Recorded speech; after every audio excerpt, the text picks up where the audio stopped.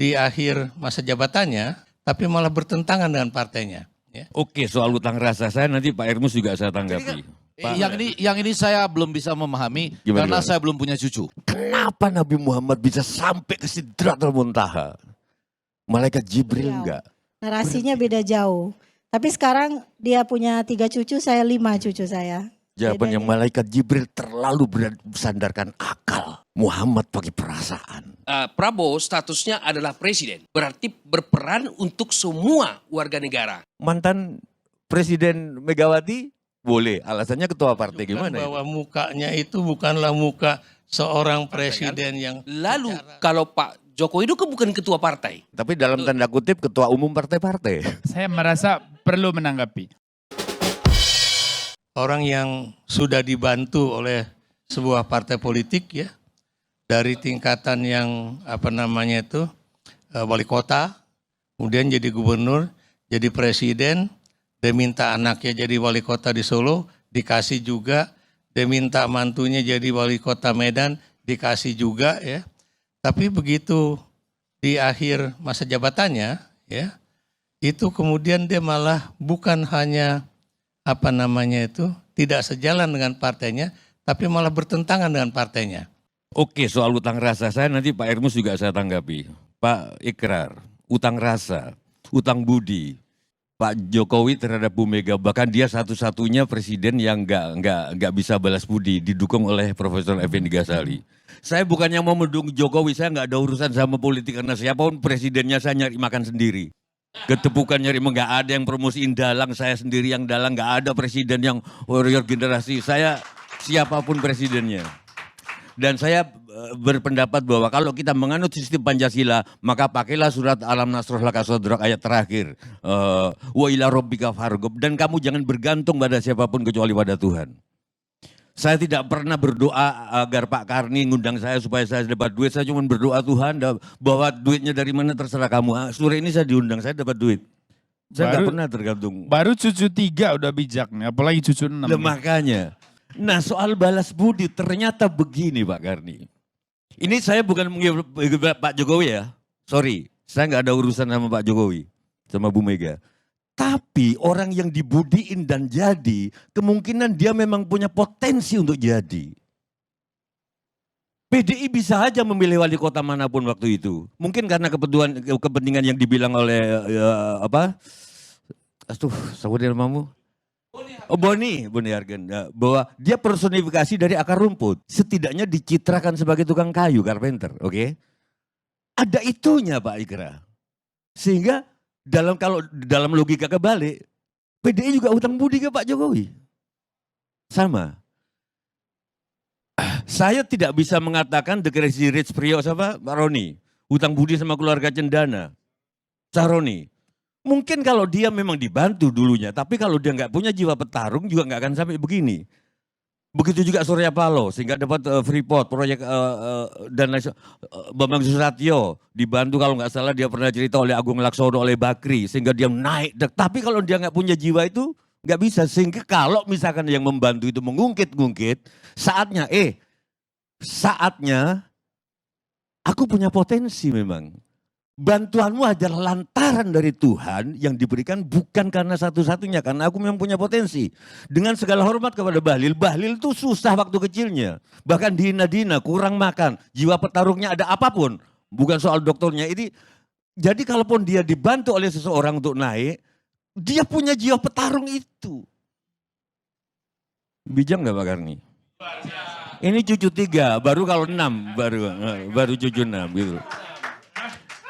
Pak Karni pasti pernah dibantu sehingga masuk forum keadilan, masuk Tempo. Tapi kalau yang ngebantu itu, Karni itu nggak bisa balas budi, selalu ngukit itu ke saya. Karni itu lihat sekarang, wah punya ini nikahnya aja putranya di Borobudur, hotel Sujiwo Tejo aja nggak bisa gitu. Nah, kalau aku punya ketemu orang kayak gitu Mas Gerar, kalau gitu saatnya Pak Karni bisa melupakan Anda, karena Anda mengungkit-ungkit terus. Mungkin itu yang terjadi. Dengan Mega sama, aku deket juga sama Bu Mega, ini kita cuman, yang kedua Pak Ermus tadi soal jabatan melekat. Paling jelas itu pas Pampres. Pas pampres nggak bisa dicontohkan dengan seseorang yang ketika misalkan datang ada khalifah, ini lampu, kamu mau ngomong apa pribadi? Oke, lampu aku matiin karena yang biayain ini negara. Atau contoh khalifah lain, ada dua ballpoint ini punya negara, ballpoint ini punya pribadi. Kamu punya masalah apa pribadi? Oke, tanda tangannya pakai yang ini karena ini ballpoint pribadi, yang ini ballpoint negara. Pas pampres nggak bisa dimatiin. Walaupun ketika Pak Prabowo ngomong di depan Pak Lutfi sama Taj Yasin, tapi kayaknya dalam tekanan sih wajahnya itu. Kayaknya loh, sorry kalau salah. Tanpa lencana, tapi di sekitar itu ada pas pampres. Aku nggak ngerti logika Pak Bagja, nggak bisa dipisahkan. Karena pas pampres bukan kayak pena di Khalifah itu yang ada satu pena, satu terus lampu dimatiin minyaknya. Dia nyala terus kalau enggak. Ingat gak waktu Pak Jokowi 2 periode Pak Ermus? Ada KPU membolehkan Pak Jokowi kampanye pakai mobil pesawat kepresidenan. Ingat gak? Periode kedua. Kampanyenya boleh. Saya pertama marah dengar, tapi aku pikir-pikir, presiden ini kalau mati gimana gitu loh. Kalau keamanannya gak ada. Makanya dia boleh pakai pesawat kepresidenan untuk kampanye dirinya. Yang kedua, yang ketiga, atau mungkin kita nggak usah diskusi soal pilkada karena pilkada sama pilpres sudah nggak ada apa-apanya di mata Sujiwo Tejo sejak orang menjadi sesuatu, menjadi bupati, menjadi gubernur, menjadi presiden, diucapin alhamdulillah, dikirimi karangan bunga. Nggak ada lagi cerita-cerita orang yang jadi presiden diucapin innalillah. Begitu itu sudah nggak ada harapan. Sebelum presiden dilantik Prabowo, saya lihat sendiri di sebuah acara partai Pak Kardi. Gak usah saya sebut. Itu bukan Prabowo loh, baru Sufmi Dasko yang datang. Ketua Gerindra, orangnya Prabowo. Itu sudah orang merubung kayak lalat. Bagaimana kekuasaan gak akan korup kalau gitu? Orang pingin. Saya punya banyak teman yang berkuasa, tapi begitu berkuasa saya mengurangi WA. Malah, WA saya kurangin. Mungkin kita mengembalikan itu lagi, saya nggak tahu apa sejak Abbasiyah atau sejak kapan, aku nggak tahu sejak kapan orang dilantik jadi presiden Pak Ermus, Mbak Lili, terus diucapin selamat, bukan innalillah. Sejak itu saya nggak terlalu menaruh harapan pada dunia politik Pak Karni. Apa ya, soal presiden endorsement udah, hilang akal, nah cucu udah. Yang terakhir saya baru dari seorang kiai di Jawa. Di rumah kiai yang sangat sederhana ini Profesor Ikra, Profesor Effendi, Boni. Itu bukan cuma pernah datang Pak Jokowi, Pak Prabowo juga datang ke situ waktu masih bersaing dengan Pak Andika pernah ke situ, Ganjar juga ke situ. Dan semua didoakan untuk jadi. Terus saya tanya kemarin, sebenarnya ketika berdoa untuk jadi itu doanya apa sih?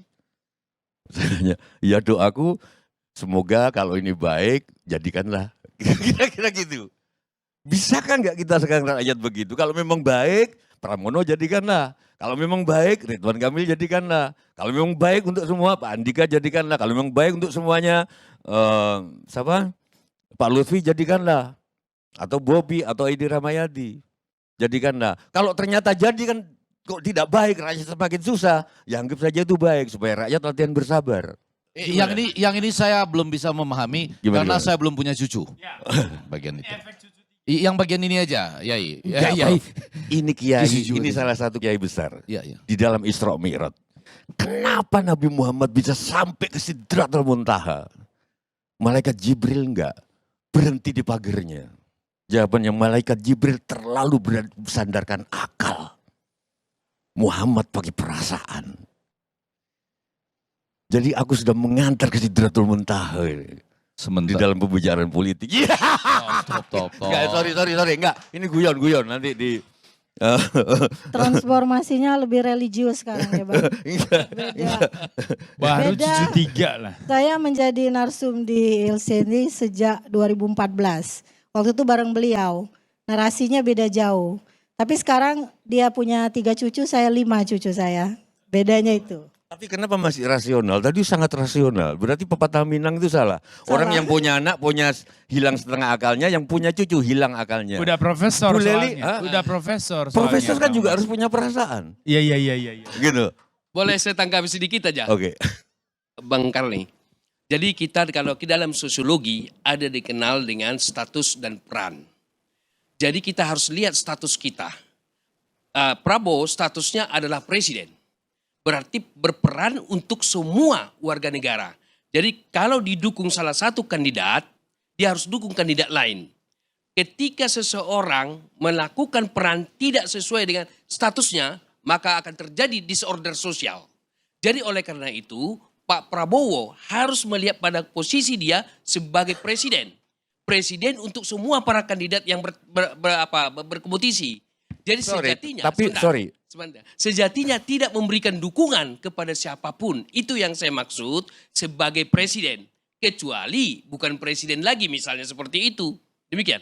Aku menyayangkan bahwa Pak Prabowo dan timnya lupa bahwa masyarakat sekarang lupa bahasa simbol. Terjadi di rumah makan Garuda, Padang waktu ketemu Ridwan Kamil di Jakarta. Mungkin pesannya ini loh, aku Garuda. Publik sekarang nggak mikir ke situ. Kan maksudnya kenapa nggak di Lamun Ombak, kenapa nggak di Sabar Menanti, kenapa nggak di Sederhana, kenapa kok di Garuda? Wah ini lambang. Publik ternyata nggak sampai ke situ. Oh ternyata berarti Ridwan Kamil itu Garudais. Enggak. Yang kedua, Profesor Ermus agak melakukan bias tadi dengan mantan Presiden Jokowi nggak boleh endorse. Mantan Presiden Megawati boleh, alasannya ketua partai, gimana itu? Kalau kemudian presiden juga masih nanya terus ya, apakah saya boleh melakukan endorsement? Dan saya melihat endorsement dia kepada Lutfi dan Yasin di Jawa Tengah itu menunjukkan bahwa mukanya itu bukanlah muka seorang presiden yang secara sukarela itu ingin melakukan endorsement. Nah, kalau dia sebagai ketua partai, mau tak mau harus berpolitik. Sesuai dengan partainya. Bagaimanapun partai itu adalah bagaimana memperoleh kekuasaan. Kan itu prinsip partai kan. Lalu kalau Pak Jokowi itu bukan ketua partai. Nah kalau dia memberi dukungan silahkan saja. Tapi akan lebih baik ketika Jokowi menempatkan dirinya sebagai guru bangsa. Karena dia bukan ketua umum partai. Pak Jokowi bukan ketua umum partai, tapi dalam tanda kutip ketua umum partai-partai.